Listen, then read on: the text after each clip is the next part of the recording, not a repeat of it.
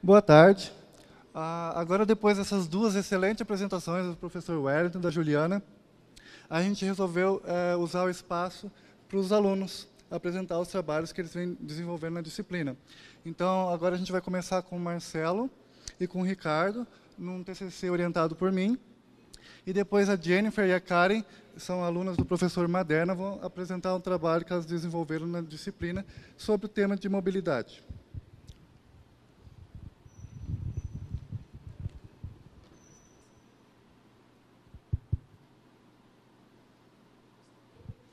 Só mais um momento, por favor.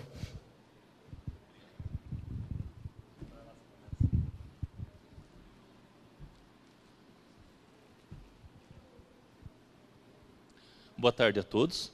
Meu nome é Marcelo Dambros. Esse é o meu colega de TCC, o Ricardo Mello. Nós somos alunos de engenharia da Tuiuti. E o nosso tema do TCC que nós defendemos, inclusive defendemos ontem, foi um plano conceitual de transporte de passageiros sobre trilhos para o núcleo urbano central da região metropolitana de Curitiba. O professor orientador é o professor Amaury. Núcleo urbano central de Curitiba, só para entender, a região metropolitana de Curitiba ela é muito grande. Ela pega municípios, inclusive, mais afastados, como Adrianópolis, Campo do Tenente. Então, o núcleo urbano central são os municípios mais adjacentes à capital. O objetivo desse trabalho nosso foi criar um plano conceitual de transporte de passageiros de linhas férreas, com traçados preliminar e priorização das etapas de execução. Segundo o Hutchinson, definindo de uma forma mais técnica, plano conceitual tem como propósito estabelecer o objetivo dos planos para a forma e função desejáveis da região, desenvolvimento do plano, contendo as aplicações mais viáveis desse objetivo. Resumidamente, tudo isso que ele falou é você definir os objetivos para você poder estabelecer as tuas metas, nortear os teus projetos específicos que darão base para todo esse plano. No caso específico do nosso TCC, é ter uma visão ampla do sistema de transporte coletivo com projeção para o ano de 2040. Bom, aqui no IEP nós estamos falando sobre tecnologias disruptivas. No nosso caso, esse tema se encaixou porque nós estamos, a proposta de linhas férreas, ela vem para uma tentativa de substituir, pelo menos alguns pontos, do atual sistema que é o BRT, né? Então, no nosso caso aqui, tecnologia disruptiva é superar uma tecnologia existente e não é simplesmente a evolução. Por exemplo, se fosse a evolução do BRT, que é o sistema atual, seria talvez colocar veículos de BRT de maior capacidade. E não é esse o caso. Nós estamos, no nosso trabalho, a sugestão é substituir a tecnologia existente.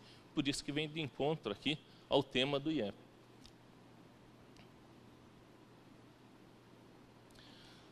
Bom, senhores, por que nós abordamos esse tema também?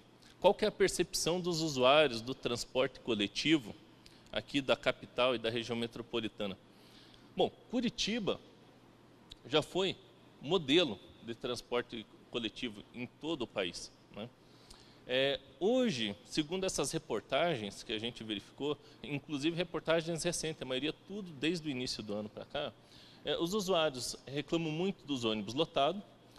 A frota de ônibus nossa, principalmente aqui, vamos pegar os BRTs, elas estão vencidas, né?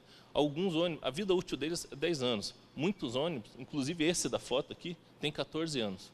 O que significa um ônibus com uma vida útil vencida? A manutenção dele é mais cara, ele tem mais frequência de manutenção e o consumo é mais elevado de combustível. O que está acontecendo? Os usuários estão se evadindo do sistema de transporte público. Eles estão indo para o transporte individual, pelo preço e pela comodidade. O que os órgãos responsáveis, URBS, Comec, IPUC, enfim, prefeituras, né, têm feito de lá para cá para tentar reverter essa situação? A maioria são medidas paliativas, tá? Mas o que eles fizeram? Em 2010, houve o desalinhamento das estações tubo no eixo Boqueirão, onde foi criada a linha Ligeirão-Boqueirão. Então, do terminal do Boqueirão até a Praça Carlos Gomes, houve uma redução no tempo de viagem, melhorando a velocidade média operacional. Também foi criado centros de controle operacionais para poder otimizar a quantidade de fiscais, fiscalizando ao mesmo tempo o transporte coletivo. Na questão de evolução também da tecnologia, implantaram 30 ônibus híbridos, né, com tecnologia biodiesel e elétrica, para tentar amenizar o problema da poluição localizada, a poluição que esses veículos fazem diretamente na cidade. Em 2014, houve também a implantação aí de letreiros nos terminais. Quando vocês passam no terminal ou algumas estações tubo, que elas são mais padrões, elas têm esse letreiro que informa o próximo veículo que vai estar chegando ali, tempo de viagem, tempo de partida. E implantação de faixas exclusivas, né?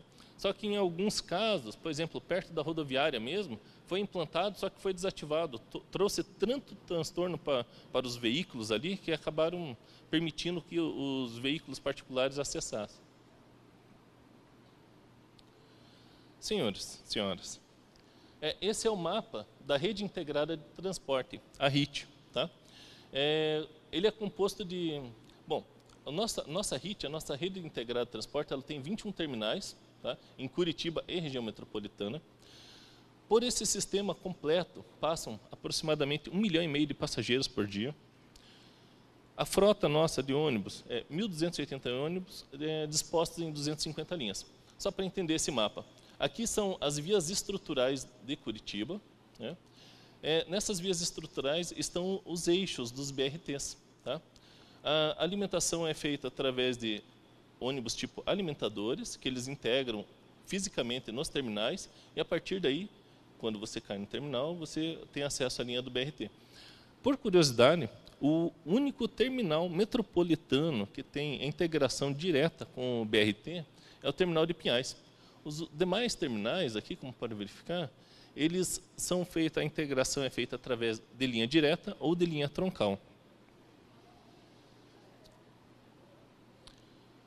Resumidamente, o próximo passo que a gente vai passar do trabalho é como foi feito esse estudo. É um estudo acadêmico, é um estudo de TCC, então a gente teve uma metodologia, né? Foi revisada os projetos de transporte sobre trilhos, foi verificado, foi comparado o custo do transporte sobre trilho com o BRT.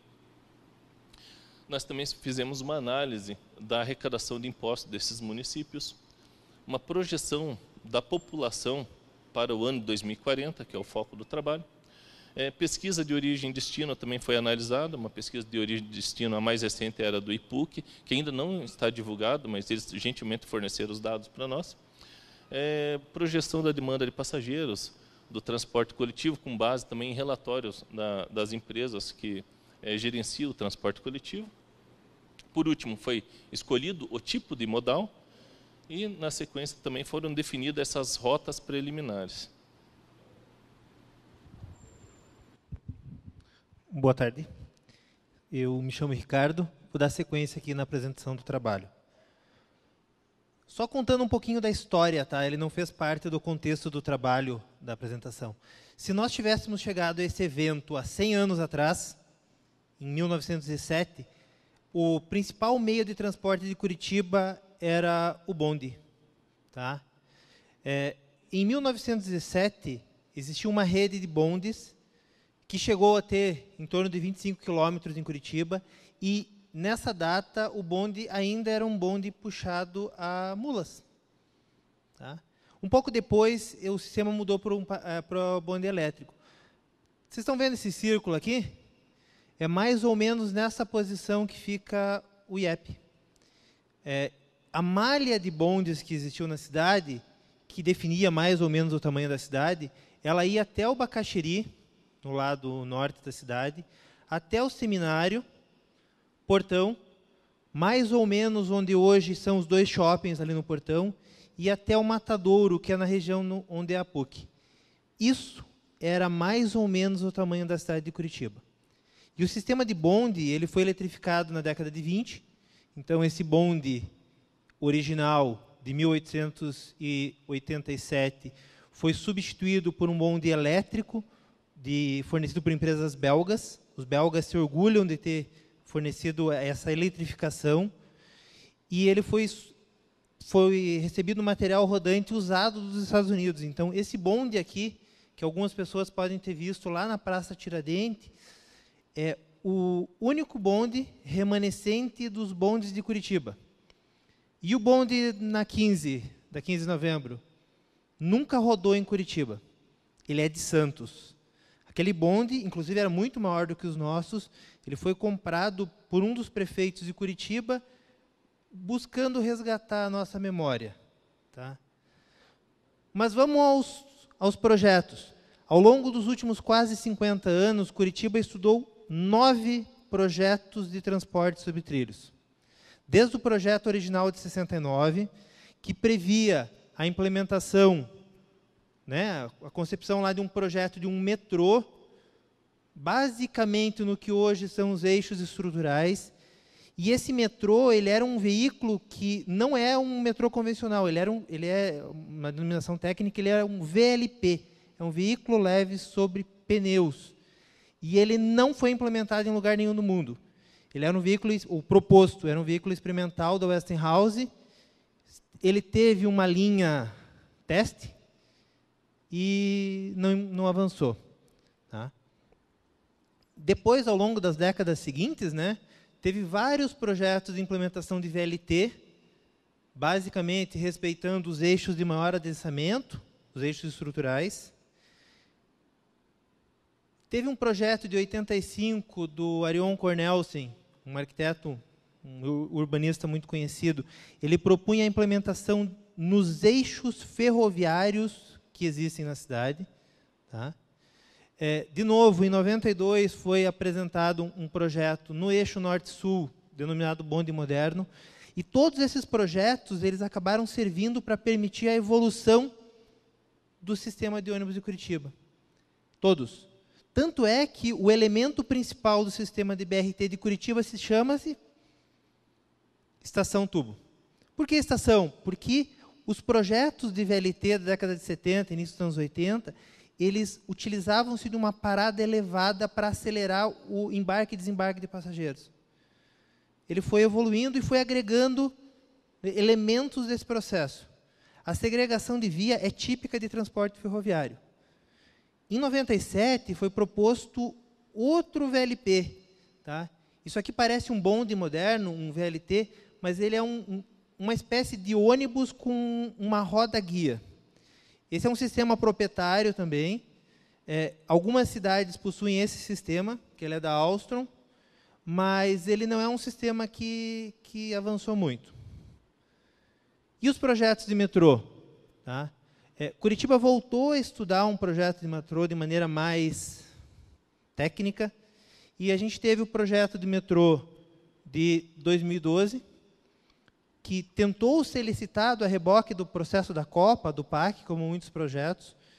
Não avançou o processo de licitação, foi aberto um PMI e foi apresentado um outro projeto, que é o projeto de 2014, que ele previa basicamente uma ligação entre o sul da cidade até o Cabral, como projeto principal. Esse projeto ele foi para ser licitado e o Tribunal de Contas do Estado suspendeu a licitação. Tá?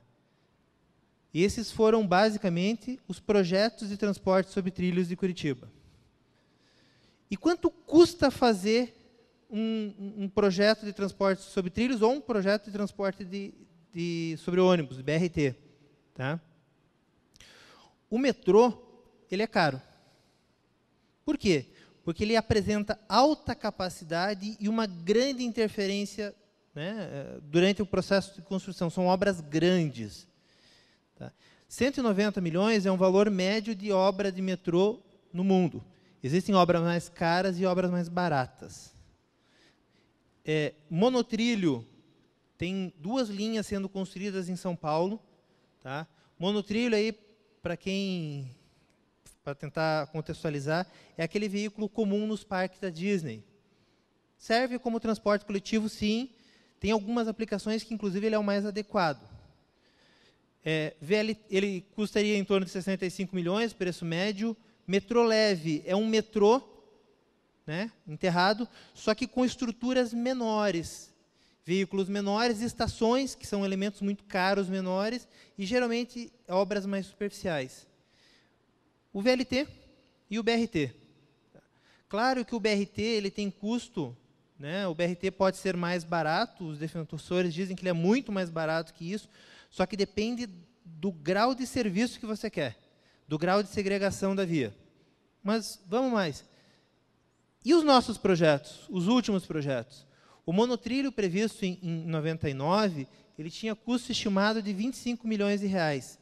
Ele ligaria o terminal do Pinheirinho a Carlos Gomes, pelo eixo da Marechal Floriano. O metrô, a primeira versão, teria custo de 80 milhões, e a segunda versão, um preço mais realista. O nosso metrô ele não é de tão grande capacidade e, consequentemente, o custo é menor. Ele teria um custo atualizado de 138 milhões de dólares. Okay? E quanto à capacidade dos sistemas? O custo tem uma correlação com a capacidade. A gente fez uma simulação considerando a plataforma prevista para o metrô. Estava previsto para o projeto uma plataforma de 110 metros de comprimento. Quanto que seria possível transportar de pessoas? Se a gente considerar a composição de um metrô, um veículo típico, considerando o modelo da CAF aqui, seria possível transportar 50 mil passageiros por direção por hora, por sentido. Considerando um hardware aqui, é o tempo entre uma composição e outra de 90 segundos. E quanto que o BRT faz, o extremo oposto? Tá? Considerando aqui o BRT biarticulado, ele é capaz de fazer 15 mil passageiros. Hoje ele transporta mais. Mas a que peso? Há uma redução na velocidade, a velocidade média do BRT está cada vez menor, porque como eles colocam um hardware aqui, a saída de um ônibus muito próximo do outro, existe uma tendência de ocorrer um engarrafamento ao longo do trajeto. Tá? Então, isso penaliza o sistema. E o que é desempenho? Tá? Desempenho é uma correlação entre elementos, é um gráfico, um infográfico previsto por mostrado por Vucik. Ele é uma correlação entre velocidade, disponibilidade, capacidade e imagem. Quer dizer que aquele ônibus velho que solta muita fumaça, que quebra, ele vai ter uma imagem baixa. Por isso que quando a implementação do BRT em 92, ele tinha uma imagem muito boa, porque ele era mais veloz do que ele é hoje, e para aquela demanda ele tinha uma capacidade superior. O ônibus não rodava tão cheio. Né? Então, comparando aqui os diversos modais, os sistemas classificados como alto desempenho, eles vão ter um custo de implementação maior. Metrô anda mais rápido, consegue transportar mais gente, não polui localmente, porque consome energia elétrica, e ele tem uma imagem muito moderna. Só que são obras custosas.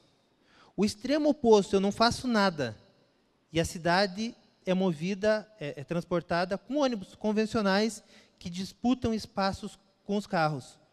O sistema geralmente vai ter um desempenho considerado baixo.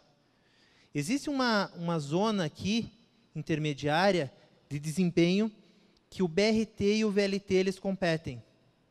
E os dois lados têm defensores ferrenhos.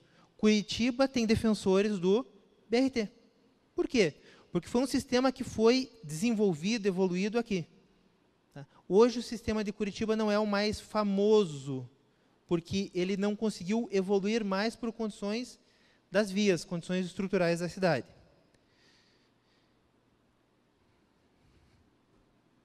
Sequência do trabalho. A gente fez uma avaliação quanto à arrecadação de impostos. Tá? Os municípios da NUC, do Núcleo Urbano Central, eles representam em torno de 28%, 30% da arrecadação de ICM total do Estado. Tanto é que os 3 maiores arrecadadores de ICM, eles fazem parte da NUC. E, se a gente fizer uma projeção, só dos municípios mais próximos, dos maiores aqui, ao longo dos próximos 22 anos, teria uma arrecadação só de ICM de 36 milhões de reais, sem nenhum tipo de correção, nenhum aumento de valor de arrecadação. Qual a situação? Geralmente, os municípios que mais arrecadam são os municípios que acabam tendo como retorno de investimento do Estado para obras. Tá? E a população? Como é que vai estar a população no futuro? Todos os municípios da região metropolitana, com exceção de Curitiba, eles crescem até 2040. Existe uma tendência do Brasil, a partir de 2050, de ter uma redução de população. E isso vai ocorrer em Curitiba. Entre 2030 e 2040, a população da cidade de Curitiba, segundo o IPARDES, ela tem uma previsão de redução de 1,1%. Por que isso interessa? Quando eu faço um estudo de demanda, eu tenho que ver quem que vai estar sendo transportado. Quanto mais pessoas tiverem, ou menos, isso vai ter correlação. Então, todos os municípios crescem. Alguns crescem quase 100%. Na verdade, existe uma tendência das pessoas a mudarem ou se implantarem em municípios da região metropolitana, porque o custo do terreno, o custo da obra em Curitiba é maior.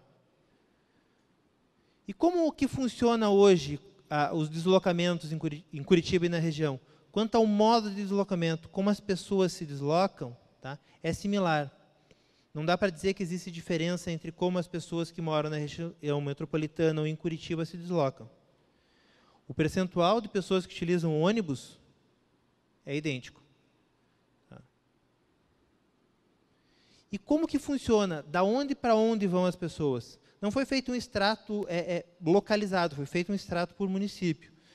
As pessoas de Curitiba se deslocam majoritariamente para dentro de Curitiba e as pessoas da região metropolitana, 50% delas vêm para Curitiba como destino ou retornam, né, ao longo do dia. E 50% são deslocamentos internos. Isso significa que quem mora na região metropolitana vem para cá. Por isso que a ideia do projeto é que ele seja integrado, seja de maneira mais ampla. Essas informações são dados de uma pesquisa Origem e Destino que o IPUC fez. Mas a pesquisa não está concluída. A gente recebeu os dados e fez esse tratamento. Como que foi feito a projeção de demanda para o transporte, considerando 2040? Curitiba foi projetado sobre a atual capacidade dos eixos e na região metropolitana, considerando a demanda. E foi concebido 3 cenários. O crescimento normal, que é aquele crescimento populacional, considerando um cenário otimista, onde teria uma transferência de modal. Geralmente, quando se implementa um modal novo, mais eficiente, as pessoas deixam o carro e vão de ônibus. Ou vão, desculpa, de coletivo. Esse número aqui seria em torno de 15%. Algumas pesquisas indicam até um número maior. E um cenário pessimista, que as pessoas deixem de andar de transporte coletivo e passem a usar o individual ou outros meios. É o que vem ocorrendo ao longo dos últimos anos. A perda de usuários do sistema coletivo é de 1,72% ao ano. Qual foi o resultado desse estudo? Foi excluído alguns slides aqui para ficar mais dinâmico. Considerando só o cenário normal, o sistema foi concebido considerando, se eu tenho um eixo existente, são os eixos do BRT hoje, eu mudaria de sistema quando esses eixos atingissem uma demanda diária de usuários de 100 mil passageiros por dia. Ou, no caso, 10 mil passageiros por dia por sentido. E nos eixos novos, quando eu tivesse uma demanda menor, de 50 mil passageiros. Por quê? Eu não tenho nada. Então, eu não vou investir numa infraestrutura para depois investir em outra. Eu já faço a estrutura futura. Quais seriam os eixos concebidos?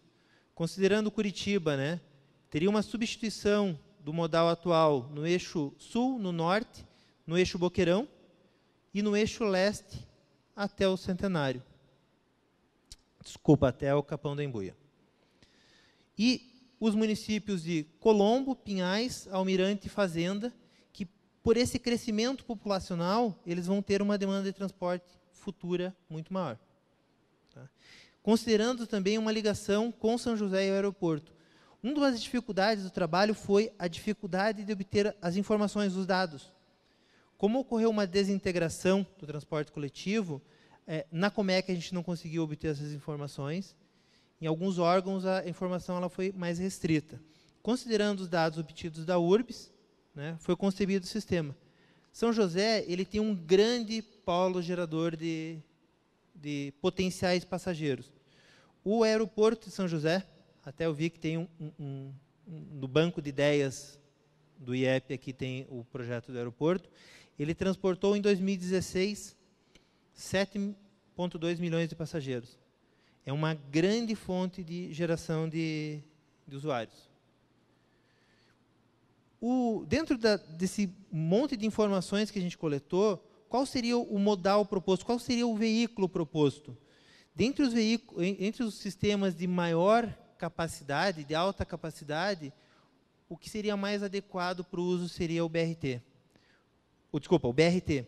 Por ele ter um caráter de modularidade, eu posso operar com composições acopladas, tá? Como muitas cidades fazem. Ele é um sistema que ele é movido por eletricidade, tem algumas exceções, mas geralmente ele é movido por eletricidade. Eu posso gerar poluição, mas ela não é no deslocamento dele. Eu posso gerar poluição lá na usina, que está gerando energia, mas na cidade eu não vou ter essa poluição. Ele pode ser implementado, como muitos sistemas alemães, subterrâneo, num conceito que eles chamam de pré-metrô. Eu posso implementar ele com ligações de longa distância, que eles chamam num conceito de train, que me permite fazer ligações entre cidades, e ele sai de uma cidade vizinha, desloca-se a grande velocidade e se desloca de maneira compartilhada dentro da área urbana. No Brasil, existem muitos fabricantes com tecnologia para fabricar, e já existem 2 sistemas em operação, 2 sistemas modernos. No Rio de Janeiro existem 2 linhas, com execução de uma terceira em obra, e em Santos existe uma linha. Aqueles projetos de Curitiba que falavam de VLT nos anos 70, uma das conclusões era que ele era viável, só que um dos fatores dificultantes era que nós não tínhamos fabricantes. Hoje temos, é uma tecnologia que está disponível. O sistema, a ideia era propor quando também eu teria, ele seria composto por 9 linhas, com 9 fases distintas de execução. Teríamos 75,7 quilômetros total de linha. Tá? Comparando com o metrô, se eu não me engano, tinha em torno de 20 quilômetros a extensão máxima. Ele faria interligação com vários municípios, de maneira muito mais rápida que é hoje. Algumas linhas de BRT, elas não seriam suprimidas. Por quê? Porque quando você faz um estudo da projeção de demanda futura, eu não tenho demanda que indique que seria interessante substituir. Ele serve e serve muito bem. Ele não vai servir quando eu tenho uma demanda muito maior. Quanto aos objetivos do trabalho, o plano conceitual, ele tem o objetivo de orientar projetos futuros, esse é o objetivo. Então, ele serve de subsídios aí para se evoluir nos estudos, né? Existe uma viabilidade de implantar o VLT, porque o VLT, o veículo leve sobre trilhos, esse conceito novo que existe, ele é diferente daquele bonde que existiu no passado, tanto aqui quanto em muitas cidades. O nosso bonde foi eliminado da cidade em 56. Ele permitiria, no futuro, um menor tempo de deslocamento, uma maior oferta de transporte, integraria muitos municípios aqui. E como eu comentei, a dificuldade de se obter essas informações. Infelizmente, nem tudo está disponível e muitos órgãos você entra em contato e não recebe a devolutiva. Esse é o trabalho. Perguntas, por favor.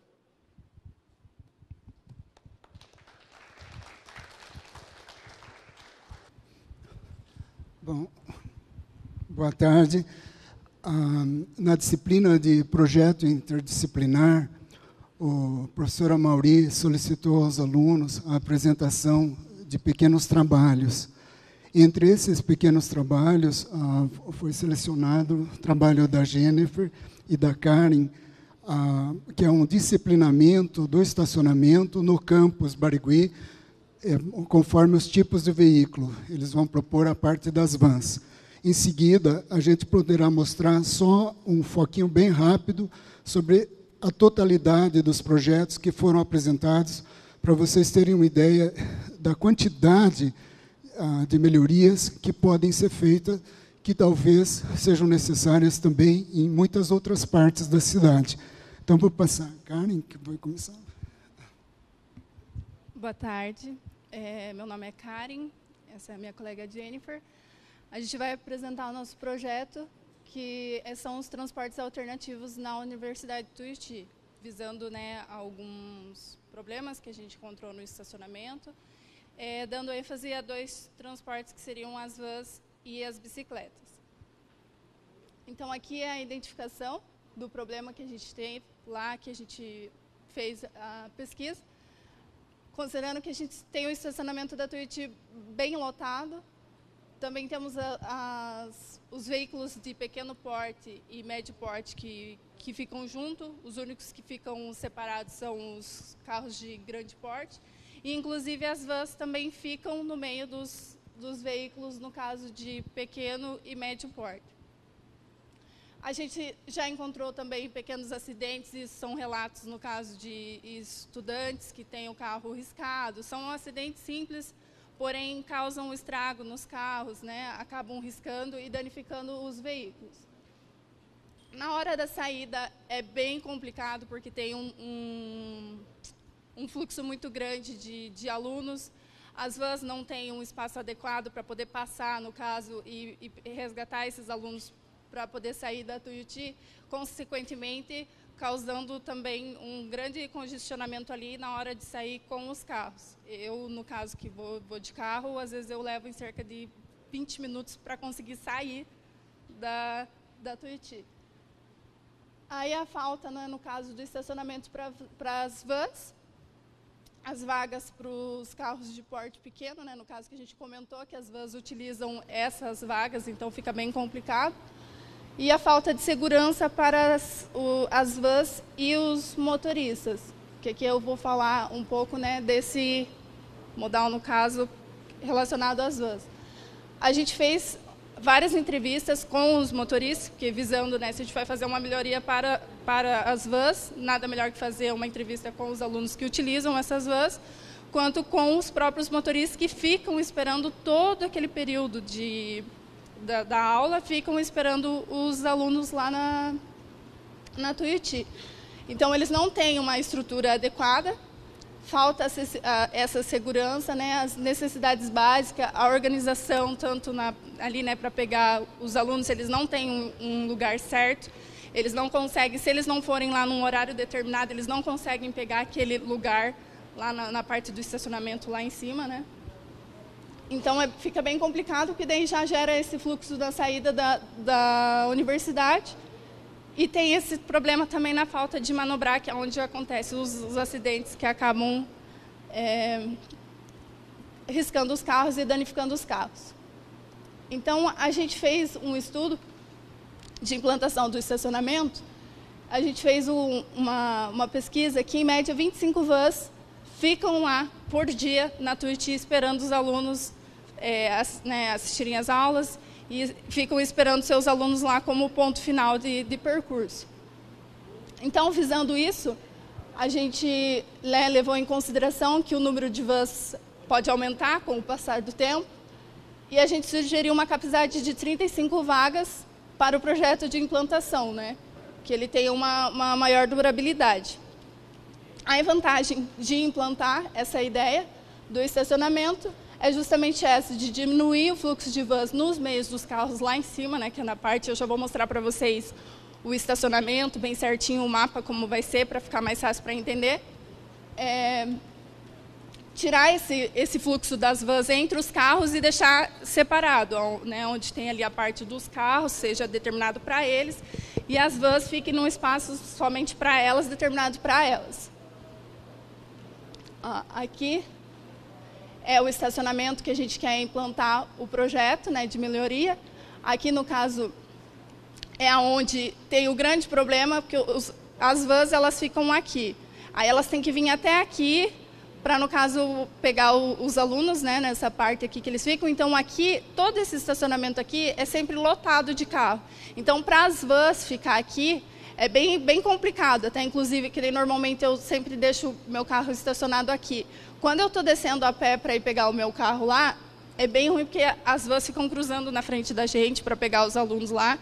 Então, a gente achou que pesquisando com os motoristas, fazendo entrevista com os motoristas, o melhor local para implantar o projeto, para, no caso, deixar que eles fiquem localizados nessa parte do estacionamento, porque esse estacionamento aqui, ele comporta todas as vans que ficam lá na Tuiuti, visando todo esse aumento de vans que pode decorrer nos próximos anos. E essa rua aqui é a rua que dá mais fácil acesso, porque, pela nossa pesquisa, em média, mais ou menos 80% das vans saem da Tuiuti e vão para a 277. Então, eles falaram que, no caso, esse portão aqui, para essa rua, ela daria fácil acesso para conseguir ir para 277. Então, eles mesmos também falaram que esse ponto aqui seria um ponto bem adequado para implantar. Aqui é a foto lá da parte de baixo do estacionamento. Como vocês podem ver, ele também já tem até uma parte de um toldo, tudo ali. Então, os alunos conseguiriam facilmente descer até ali embaixo, nas vans, da mesma forma que os outros alunos, que nem aqui, passam por esse toldo aqui para descer para esse outro estacionamento para pegar os carros. Então, ficaria bem fácil eles terem esse acesso aqui a esse estacionamento.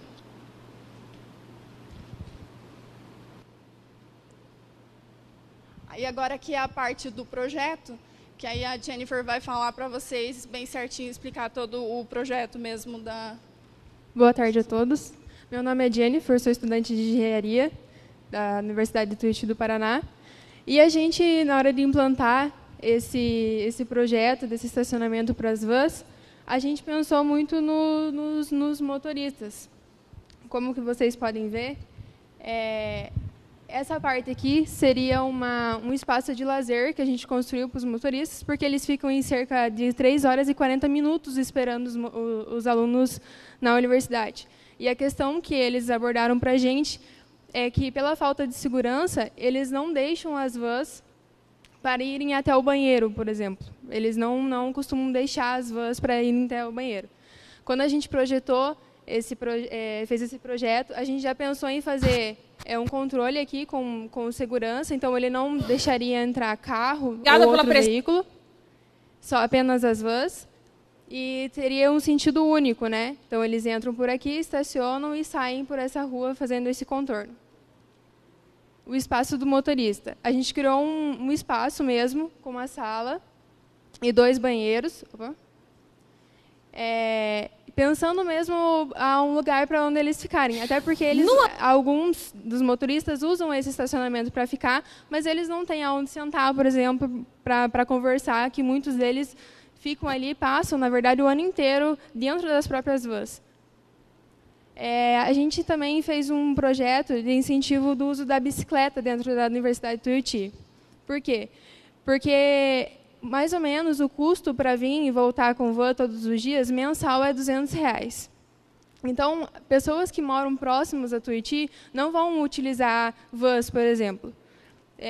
A gente pensou em incentivar o uso da bicicleta por uma questão de espaço.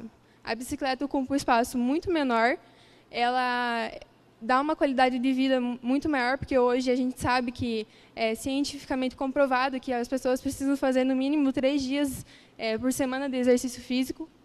E a redução de poluição, porque a gente sabe que, normalmente, na Universidade de Tuiuti, em média, o número de usuários por carro é de 2, Então, tipo, até tem um número significativo, mas muitos carros comportam um aluno só. Que seria um diferencial também, né, da universidade. Aqui também a gente fez um projeto para aumentar o bicicletário que existe na Tuiuti. Já existe um bom número de vagas. E a gente construiu do lado do bloco A, e essa saída que ele utilizaria é a mesma saída que os professores e os funcionários, porque na Tuiuti os funcionários, né, incluindo os professores, ele tem um espaço de estacionamento privado para eles. Então, a saída nesse portão é muito menor, o fluxo de carros. Então, eles não iam ficar junto com os carros de visitantes e alunos, por exemplo. E a gente construiu também um projetinho de vestiário aqui, no caso, para quem quiser tomar um banho e deixar, né, as coisas ali, roupa ou algo do tipo. E aqui é o mapa cicloviário de Curitiba. Essa ciclofaixa aqui, ela tem 170, em média, 170 quilômetros de extensão. Ela liga praticamente todos os bairros de Curitiba. Leva ao centro, leva ao São Brás, vários bairros de onde a maioria dos alunos moram, né? Só que eu dei ênfase aqui nos bairros mais próximos, que é o Moçunguê, Campina do Siqueiro, Bigorrilho, Mercês, que seriam os bairros da onde as pessoas poderiam vir de bicicleta, por exemplo, porque já existe essa ciclofaixa, onde a UTP está localizada aqui nessa rua Ladislau.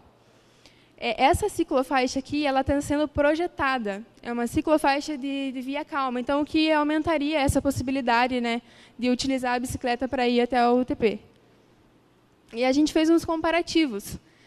Um carro, ele ocupa mais ou menos 8,7 metros quadrados, né, numa vaga. E uma van, ela ocupa 29 metros quadrados, mais ou menos, em média. Só que ela comporta 15 pessoas. Existem vans que elas comportam mais pessoas. Então, cada pessoa na van ocuparia 1,6 metros quadrados de área. Então, a gente ia ter uma diminuição de espaço quando a gente incentivasse o uso das vans e o uso das bicicletas, porque a gente poderia utilizar de outras formas o espaço que o estacionamento possui, que ele ocupa, no caso, e reduzir esse fluxo de carros, né? É uma questão só de incentivar e aplicar alguns projetos que têm baixo custo de implantação do que, por exemplo, alugar outro terreno ou comprar outro terreno para aumentar o estacionamento de carros. Fazendo um comparativo, se a gente tivesse todos os assentos ocupados de uma van de 15 lugares, a gente ia economizar 69,6 metros quadrados de área. Então, é um tamanho grande de espaço, que vai comportar aí, né, 8 vagas de carros. E a cada bicicleta ela ocupa 1,6 metros quadrados. Então, comparando a uma vaga de carro também, ela vai economizar 7,1 metros quadrados. E dentro dessa vaga de carro, a gente consegue comportar 5 vagas de bicicleta ali com um espaço bem tranquilo. E as vantagens que a gente viu, né? Ter uma organização, uma segurança adequada, diminuir, né, incentivar a qualidade de vida e a diminuição da poluição, atrai muitos alunos para a universidade. Cada diferencial que a gente tem, a gente consegue atrair mais estudantes e atrair, né, qualidade de vida para todos os estudantes, porque hoje em dia a gente sabe que muita gente não tem tempo para fazer exercício físico, não tem tempo para quase nada, porque hoje em dia estudam, né? Estuda e trabalha, hoje em dia é difícil. Então, a gente pensou mais nisso, mas no incentivar o uso da bicicleta e de transportes sustentáveis, né? Porque quando a gente usa, por exemplo, a van, a gente vai diminuir uma poluição de 8 carros, por exemplo. É um número muito significativo. É um breve trabalho, um trabalho bem pequeno, mas que a gente considerou seria bom ser implantado na Tuiuti, né? E é isso. Obrigada pela atenção.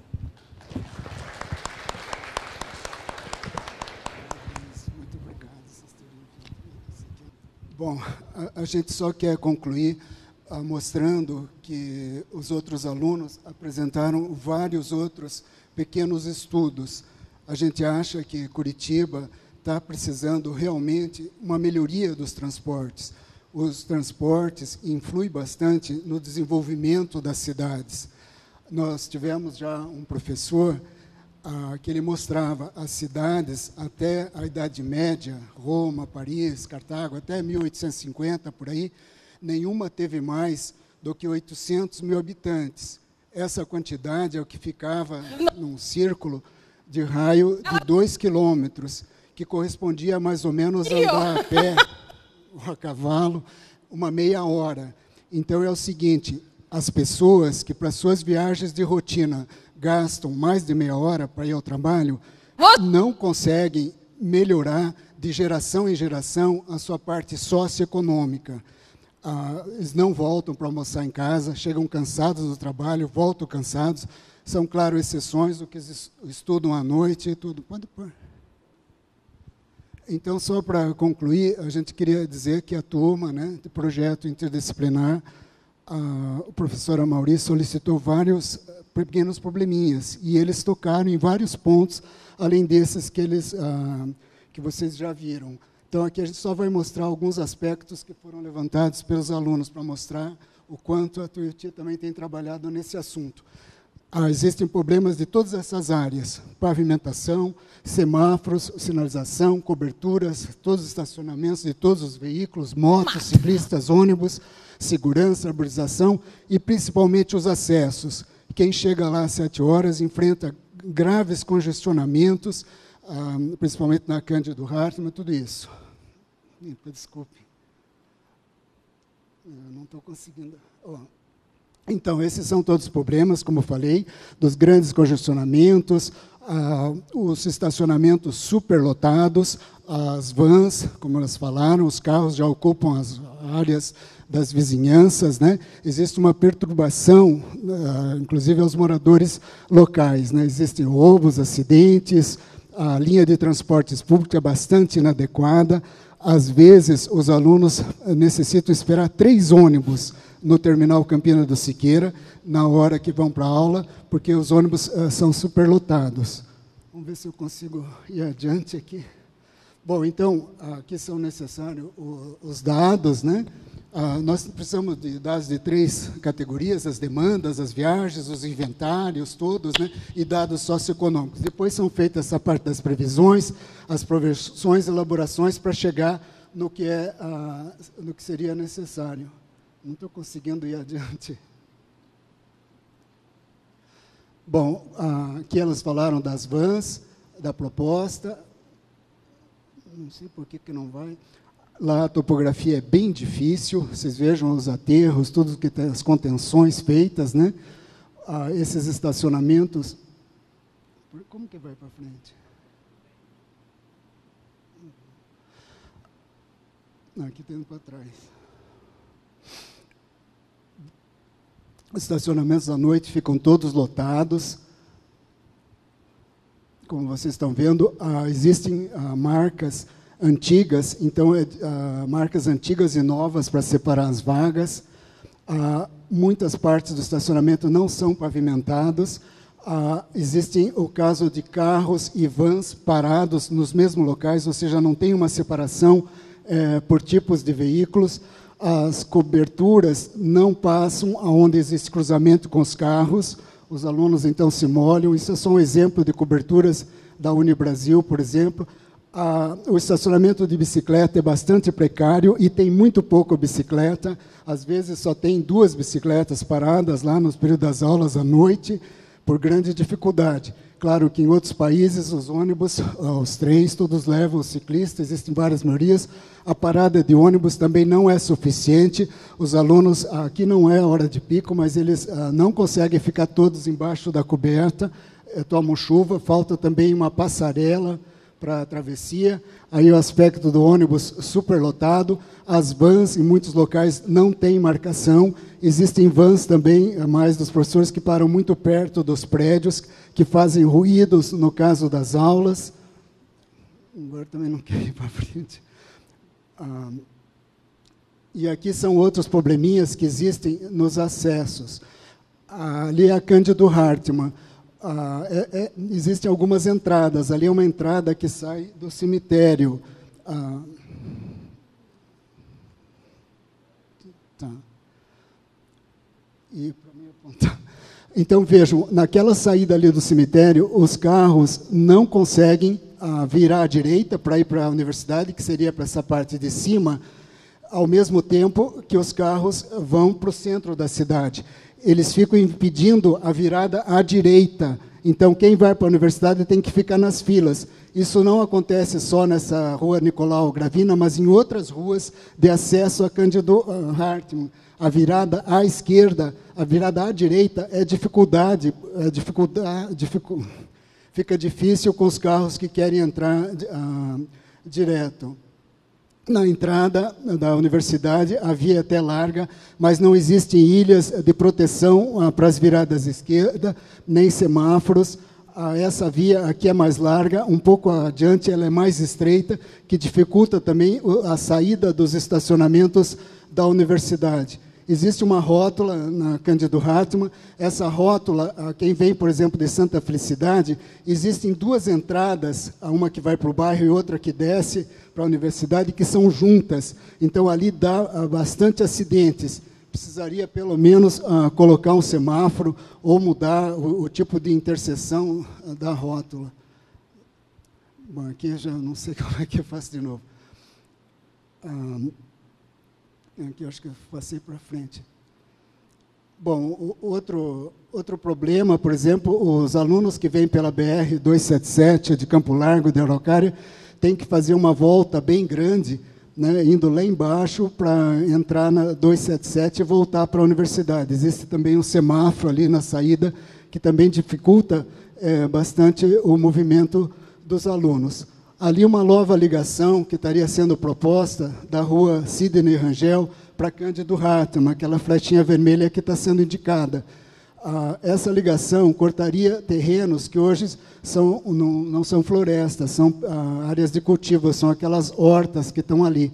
É uma ligação bem pequenininha, são mais ou menos 132 metros, que sairia na Cândido Hartmann. Então, isso tiraria o movimento que vai até aquela rótula, que dá bastante congestionamento.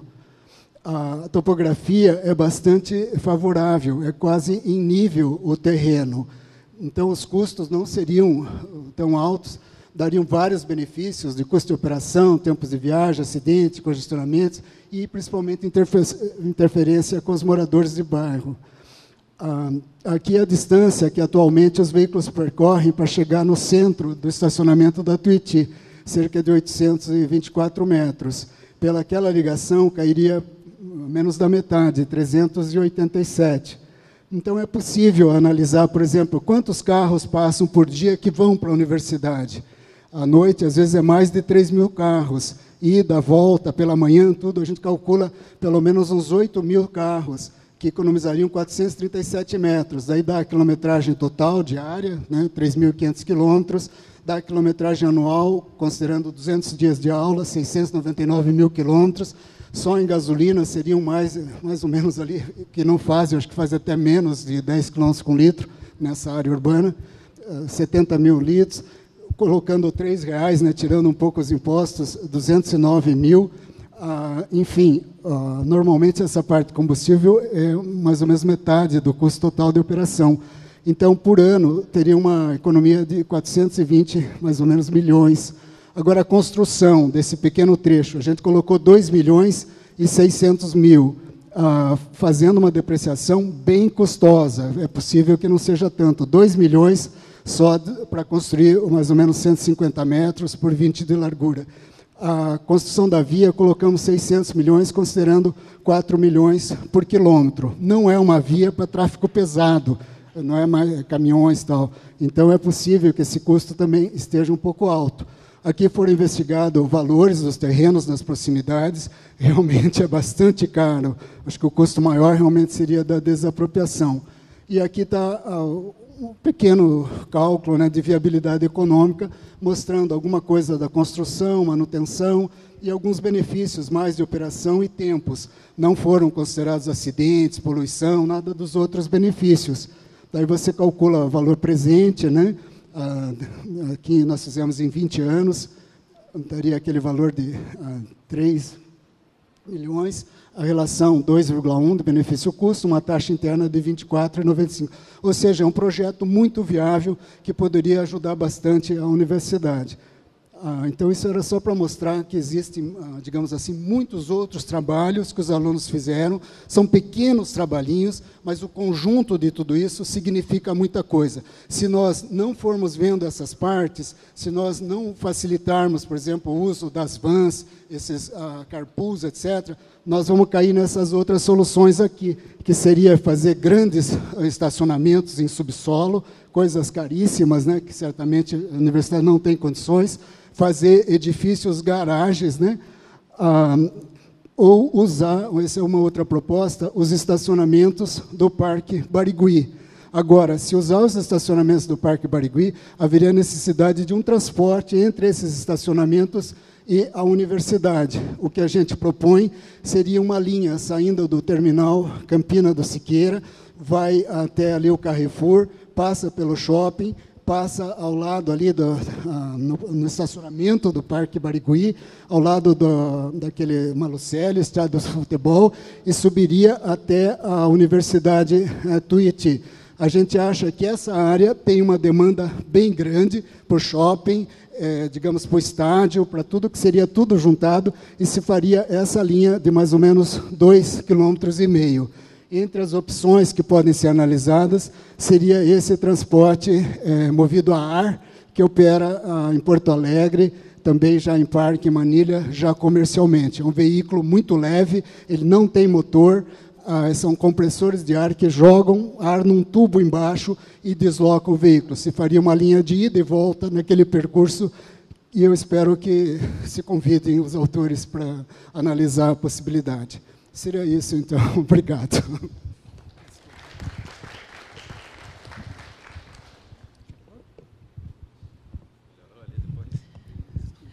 Bom, meu nome é Eliane, sou coordenadora do curso de Engenharia Civil da Universidade Tuiuti do Paraná.